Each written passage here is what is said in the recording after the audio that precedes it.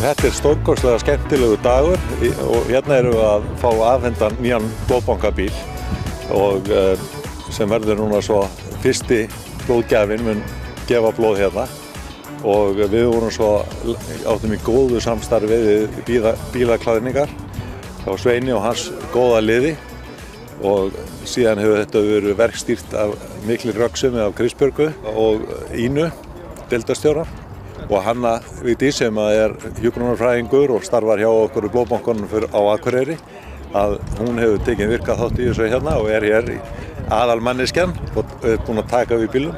Núna stækkum við blóðgjafahópinn okkar sem við þurfum að gera. Við erum með ótrúlega flottan hóp á Norðurlandi, við erum með flottan hóp á Sauðárkróki, Húsavík og Dalvík sem að kannski eiga erfiðara með að komast á tímanum sem við erum með opið. Þannig að þetta verður frábær viðbót. Þetta er bara, nú getum við að fara til þeirra. Ég er að gefa núna 50.70 gjöf. Það fyrir bara mjög vel um mig. Ég er nú svona frekar hár, þannig að hann gerir ráð fyrir að við sem erum fullvaxin hérna, við komast vel fyrir hérna og rúmt utan að það sem eru að taka blóð hérna hjá okkur. Það var endurnafnasamkeppni. Það voru 400 tillögur sem komu, mismargir sem myndust á, það voru 6 sem mæltu með þessu nafni. Nafnið lýsir þessu bara vel. Björg er eitthvað sem við stöndum föst á og staðfesta og það er í rauninni það sem þessi bíll gerir. Hann hjálpar okkur að standa föst í fæturnar, sko.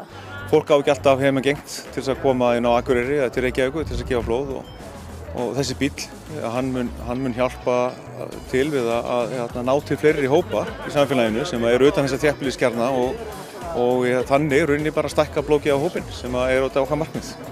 Þú finnur það þegar þú ert búin að gefa að þér líður betur og þú gerðir góðan hlut og ég held að svona, þessi kannski ekki alveg allir sem áttu að því hvað þetta er mikilvægt og hvað við þurfum mikið af blóðgjöfum. Svo farin að drekka og borða hérna eftir, það er alltaf...